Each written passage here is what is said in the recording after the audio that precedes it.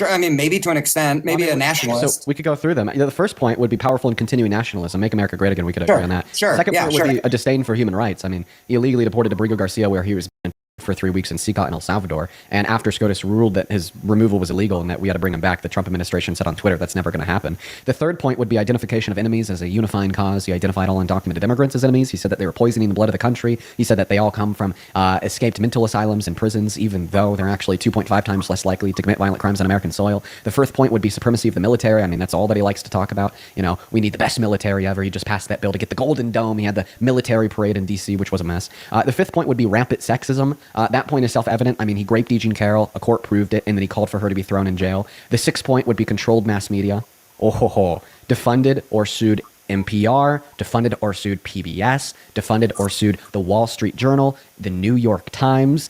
He got Colbert off air yesterday. He forced Jimmy Kimmel off air today. He said the media literally doesn't even have the right to speak negatively about him. So that one's self-evident. The seventh point would be obsession with national security. Once again, going back around to the vulgar and false rhetoric surrounding undocumented immigrants and mass deportation, going back to the Golden Dome, going back to possibly invading Greenland and, taking out Venezuela. The eighth point would be religion and government intertwined. He literally ran on putting God back in the government. That's self-evident. The ninth point would be corporate power protected. His tax cuts has now reduced the corporate tax rate to its lowest rate in around 70 years. And he's always advocating for the mega corporations. In fact, he even told all the rich oil execs before his first term that he was going to make them rich in Mar-a-Lago. The 10th point would be labor power suppressed. The Center on Budget and Policy Priorities tells us that big, beautiful bill is going to reduce the purchasing power for over half of Americans while also taking away healthcare from 10 million and food stamps from 3 million. The 11th point would be disdain for intellectuals and the arts. He has literally defunded intellectuals and the arts. We now see that there are American scientists that are now seeking safe haven in Europe because he's defunding what they research. He says that human caused climate change doesn't exist. He wants to abolish the Department of Education. That one's self-evident. The 12th point would be obsession with crime and punishment.